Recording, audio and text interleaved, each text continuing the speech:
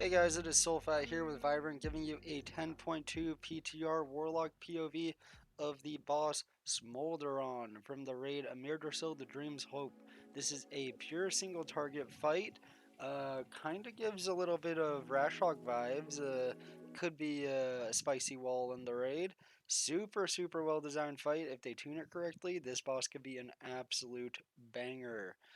In terms of Warlock stuff, there is some movement, but it's pretty pre-planned, so I think you could get away with playing Destro here. You would probably want to run a spec something like this. Although in the footage you're seeing, I believe I was running AF. I think AF would do pretty well here too. Probably want to play a build something like this, if I had to guess, early on in PTR.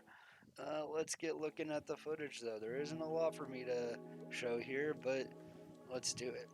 So there is one big mechanic with the boss, and it is the brand. So the tank is going to get hit with a slam, and half the raid is going to have to soak the first slam, half the raid is going to have to soak the second slam.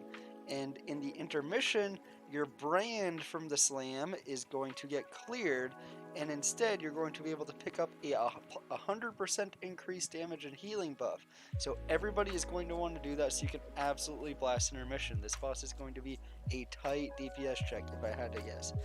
As well as that, the people who are not soaking are getting selected with this overcharge ability, which puts a little red circle around you, which pulsates damage. And once the debuff is done, you emit a couple tornadoes in a triangle. You spit one forward from where you're facing, you spit two from your left and right. So you'll see right there.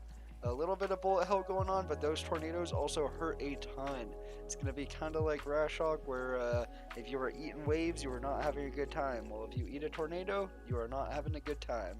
But that's it. Now you hit intermission, you cast World and Flame, you get shot back, and you're going to emit these 5 little balls there if you did the brand thing correctly. When you soak these balls, you get that debuff for 20 seconds there that increases your damage done by 100%. That is going to be massive. From here, it's kind of Soul Render vibes, where you're just going to the safe spot. Up and under his hitbox is safe, although you do take a little bit of ticking damage. You can also gateway out of that middle one on the one where all the inside rings are cleared, and you'll be fine. But that's essentially the fight. You just rinse and repeat.